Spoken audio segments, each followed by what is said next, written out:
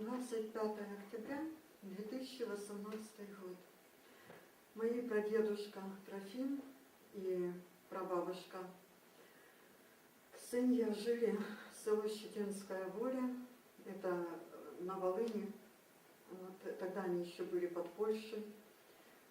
И у них родилась Анна, она первая у них дочь.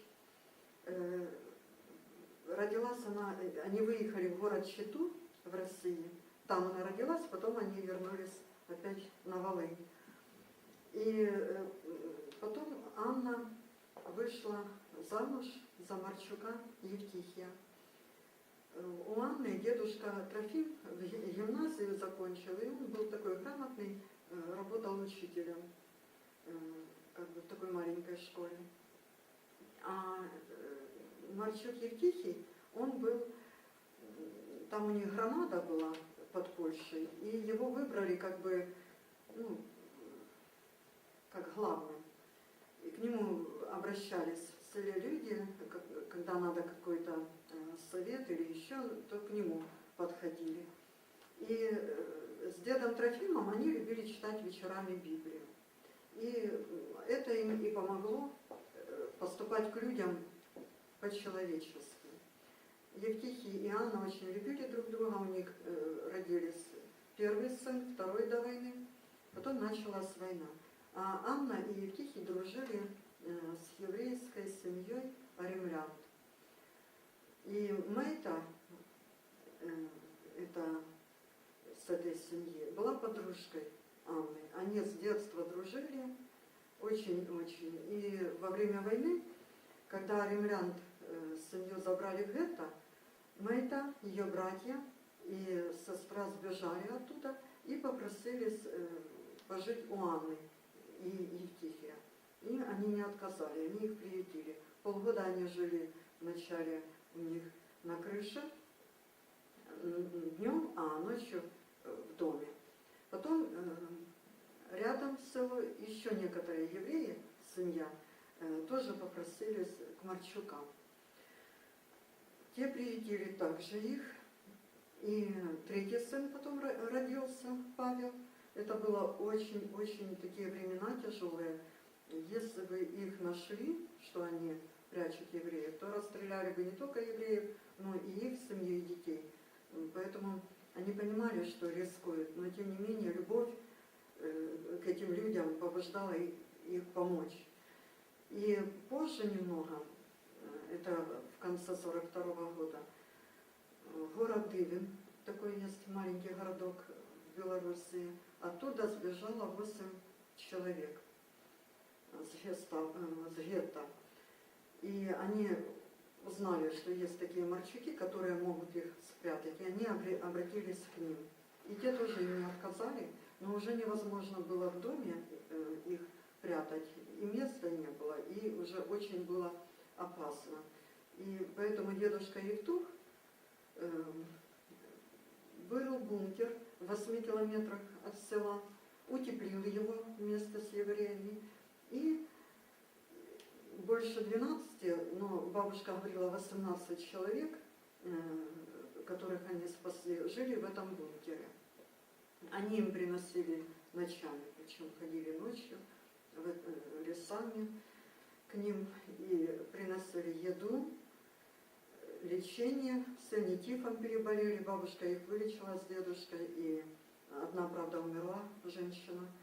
Бабушка очень заболела тифом, еле-еле выжила. Потом дедушку, вначале в один момент пришел какой-то незнакомый человек к этому бункеру. И евреи в этот же день убежали в лес, дедушка им помог. И ночью пришли полицаи и разбомбили этот бункер. И они потом время от времени они приходили к Анне и Евтуху, и те давали им опять же на лечение и еду. Потом дедушку забрали в конце войны на Берлин, и он оттуда уже не вернулся. Бабушка осталась в положении мамы моей. Она так и не увидела отца, а 3 сыновей еще на руках у нее. И когда бы не обращались евреи, и она им до конца войны, она им продолжала помогать. И потом эта Мэйта, подруга, они дружили, обе друг к другу ездили в гости, моя мама там была у Мэйты. Мэйта вышла замуж за Михаила Вольмянского, жили они в Ровно, потом в Киеве, а в 90-х уехали в Израиль. Вот. И бабушка перед отъездом приезжала к Мэйте, и вместе они приезжали, бабушка моя переехала потом на Запорожье, и дети ее тоже. Мы теперь в Запорожье живем. Вот. Но они туда, на Волынь, приезжали, и когда встречались, ходили по селу и очень плакали, когда вспоминали эти дикие времена тяжелые.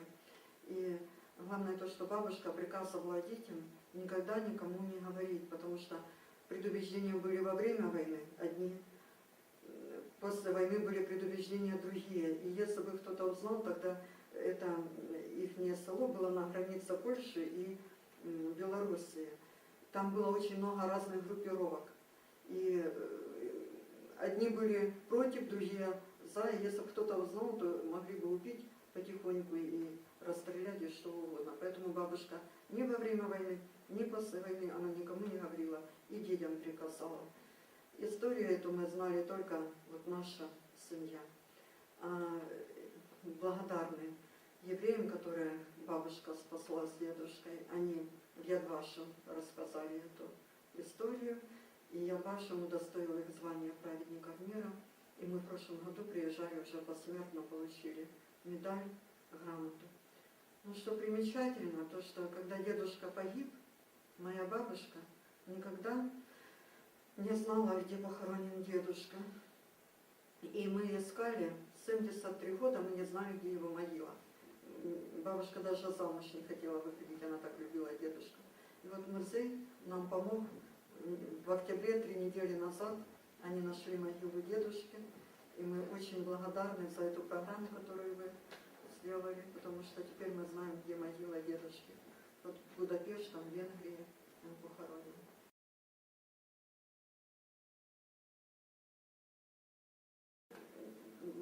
Дуже тяжко було їм піти на такий крок, тому що вони розуміли, що якщо їх знайдуть, то розстріляють всіх. І тим паче у них були 3 маленьких дітей. Але те, що робили несправедливо, хотіли вбити євреїв, вони не могли це зрозуміти чому.